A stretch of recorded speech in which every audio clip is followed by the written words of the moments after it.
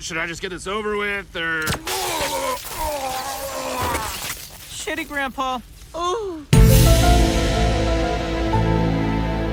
Rick and Morty Season 7 has been taking everyone by surprise, for different reasons. Some people think the writing and comedy has really improved, and I can't lie, I wasn't huge on the Jackman or President episodes, but Jericky, the Spaghetti People, and the Observers are all episodes that I really enjoyed. They felt a lot closer to the high concept out of left field adventures from the first 2 seasons. A lot of people are really digging the new voices for Rick and Morty, Ian Cardoni and Harry Belden. And while some moments are a little rough around the edges, I think the performances have only gotten better with each episode. And of course, what's really made this season stand out is the big showdown between our Rick and Rick Prime, which not only happened in the middle of the season, but also saw the reintroduction of Evil Morty, making it clear that out of all of Rick's rivals, he's the top dog.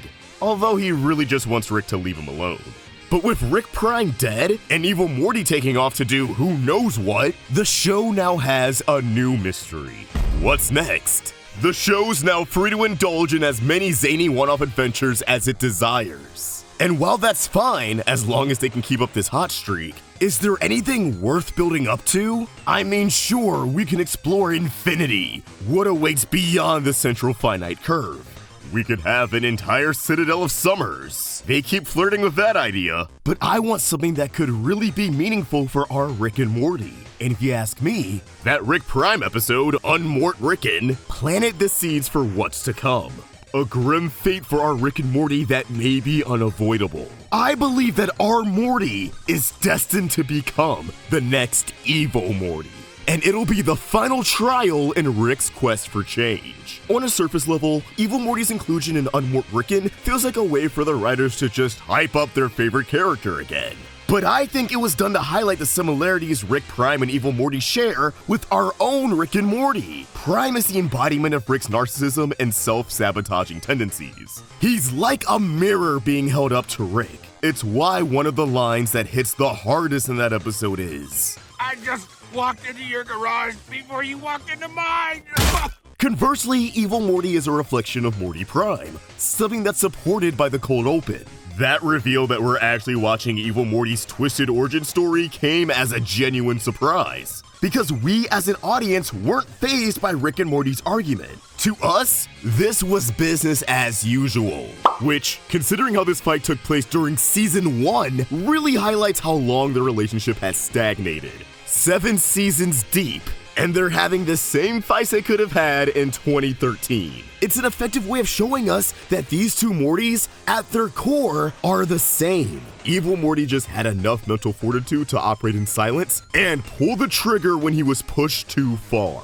Meanwhile, our Morty is still being constantly put down by Rick. Not that I can entirely blame Rick, considering the results of the Gorilla Gun and the Bully Gun, but it's clear that even after everything Rick and Morty have been through, Rick still isn't comfortable giving Morty too much responsibility, and more often than not, suppresses Morty's growth in favor of keeping him as his dumb little sidekick forever. The only time he lets Morty take the wheel on an endeavor is when he wants to teach Morty a spiteful lesson. Looking at you, Vat of Acid episode. And it's sad to see, because despite what the show wants us to believe, Morty has the potential to be the truly smartest man in the universe. Rick only holds the title as the smartest because he's the oldest. We see how smart Evil Morty is, and he's only 14. Already giving Rick a run for his money, matching his intelligence, and catching his blind spots. So imagine how smart and how powerful our Morty will be once he's Rick's age. And I know what you're thinking. Evil Morty is just smarter than our Morty. But I'm not sure if that's the case. Like, sure, he may be more scientifically savvy right now, but that doesn't mean he's innately better than Morty, or that Morty can never catch up to him.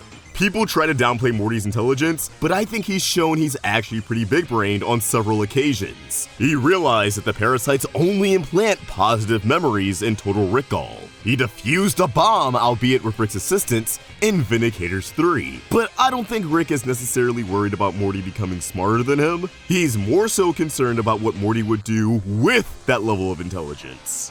What do I mean by that? Well, let's look at Beth and Summer, two people that Rick tends to leave to their own devices. The existence of Space Beth tells us that Rick is well aware that the environment the family is in, the trial and tribulations of normal everyday life, suppresses their potential. That's a part of why he made the Beth clone in the first place. He wanted his daughter to experience true freedom. Am I evil? Worse, you're smart.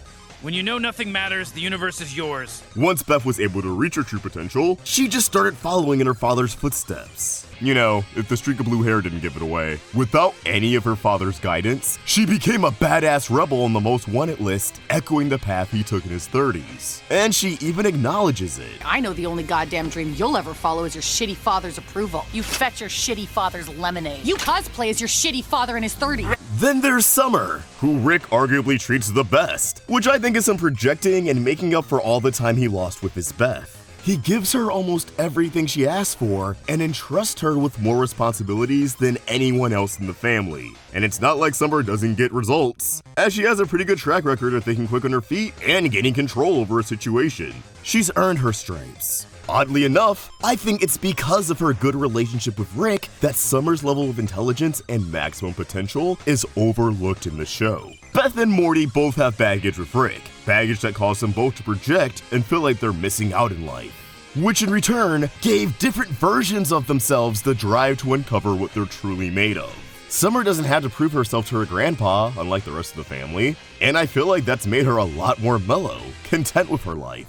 Not to mention her aspirations usually amount to popularity and wooing her crush of the week, nothing that really troubles Rick. I think Summer prefers a more down-to-earth life. She's well-adjusted, has a social circle, and only gets her hands dirty when it's necessary. And that brings us to Morty, who's the exact opposite. While I think Morty gets way too much shit, there's no denying that he's the most dangerous out of the Smith family when left alone. His impulses and hijinks tend to have catastrophic results for him and his family. Destruction is almost natural to Morty. We also know that Morty is prone to power trips, and when he's confident in himself, he tends to become very self-absorbed, acting a lot more cocky than he would otherwise. Now, Beth and Summer also tend to be pretty cocky, it's just in their DNA. Yet a cocky Morty is the only one that Rick has issued a warning on. A cocky Morty can lead to some big problems. Can be a real bad thing for everybody. We also can't overlook that Morty has a lot of darkness in his heart. He has a lot of good intentions, no doubt about that. We can't forget that he went out of his way to clean up the collateral damage from his adventures with Rick, and generally he tries to do the morally right thing, as we've recently seen with Beth and Morty. It just usually doesn't work out in his favor, but in spite of the good, Morty still has a shit ton of red flags. He's capable of mass murder, with the most infamous example being Guess Who's Purging Now? Rick trying to cover up Morty's sadistic nature by pitting his bloodlust on the Purginol in the Yummy Yums bar. But as we all know, that bar was Purginol free. Plus, we saw what he did to the Tina Tears. I do believe Rick truly loves his grandson. However, I also believe that Rick keeps him at bay and doesn't give him everything he wants. Unlike Summer, because he wants to stop Morty from becoming a cocky, destructive smartass who has no qualms of leaving a mountain of corpses in his path, even if it means he's closer to getting what he wants. Basically, he's trying to stop him from becoming Evil Morty. But the tragic irony is that their relationship is a self-fulfilling prophecy. Rick, in trying to keep Morty on the right path, is only fueling Morty's resentment, fueling his drive to break away. The key difference between Morty and Evil Morty is attachment. Evil Morty snapped and was able to let everything go. Morty is still very much attached to his friends and family. Even after dimension hopping, Morty hasn't become disillusioned with the image of family. Oh, and by friends, I just mean Jessica, but like, more of, oh, will they, won't they? Morty doesn't have that many friends. Anywho, we can't forget that Morty's already snapped once before in the Rick Shank Rick Dub shit. He's already made an attempt on Rick's life, he just unknowingly played into Rick's plan. Now think about how much has happened since then, and ask yourself, if Morty snaps again, what do you think he's going to do to Rick? Assuming Rick is the cause. Rick's series-long arc is centered around his growth, his ability to change. Yet it feels like his relationship with Morty is the one thing that's barely changed since the start of the series. And I suspect Rick will fail to make a meaningful change to their dynamic in time. He's going to push Morty away. And I think Morty will seek out the guidance of Evil Morty, who will of course encourage him to follow his own path and abandon Rick. I know what you're thinking, but Evil Morty only cares about himself. Why would he even give our Morty the time of day? Well, I truly believe that Evil Morty cares more about Morty Prime than he lets on. Our Morty is the only Morty that he's been hot and cold with instead of just cold. It's been demonstrated time and time again that Evil Morty has zero qualms with killing Ricks and Mortys, innocent or not. Yet our Morty is the only one he's taken the time to explain his philosophy to. He offered Morty a chance to come with him to see what lies beyond the central finite curve. And sure, the other seat was a toilet, but Morty could have still sat there. We have no way of knowing that Evil Morty wasn't sincere in his offer. After all, he's a lot like Rick. And we know Rick has a habit of lying to make himself look more stoic and unbothered than he actually is. Even in Evil Morty's most recent appearance, he goes out of his way to keep Morty included in the adventure, coming back for him when he thought Morty wasn't following along. But why? Why would Evil Morty care to keep someone he views as an inferior around?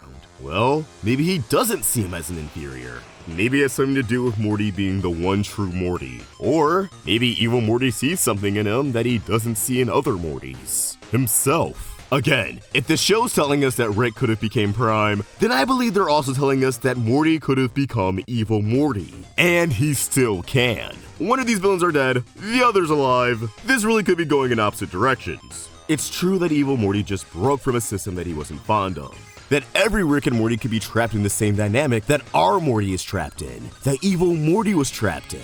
But even so, I just can't shake the feeling that Evil Morty recognizes that our Morty was in the same spot he was in, on the verge of snapping just as many times. He just hasn't had the big push that he needs. I don't think Evil Morty wants Morty as a sidekick or anything. I just think he wants Morty to be liberated in the same way he was. That if Morty wants to see what infinity truly has to offer, if Morty wants to reach his full potential, then well, the door is always open.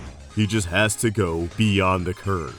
Clearly, Evil Morty is cooking up something that he doesn't want Rick to interfere in. But I truly wouldn't be surprised if the next time Morty has a big fight with Rick, he ends up going off on his own and ends up at EM's doorstep, being met with a surprisingly warm welcome in return. By that I mean Evil Morty would probably just keep the door open and walk in, and Morty would be like, oh, okay, I guess I'm coming in now. This is something I really want to see unfold because I want to see how it would impact Rick and Morty's dynamic. I want to know what Morty would do when put in that position. Why was Rick trying to keep Morty away from realizing his true potential? And is there anything he can do to mend a relationship before Morty's too far gone? Man, I just get chills thinking about this shit. But as always, these are just my thoughts and I would love to hear yours. What do you think? What does fate have in store for Rick and Morty? Will Morty become the next Evil Morty? Let me know your thoughts in the comments down below. And keep the conversation going over on Instagram and Twitter by giving me a follow at AwestruckVox and the channel a follow at Roundtable Vids. If you enjoyed this video, please remember to like and subscribe to the Roundtable for more great cartoon content. Thank you for watching, and I hope you have a great day. See ya!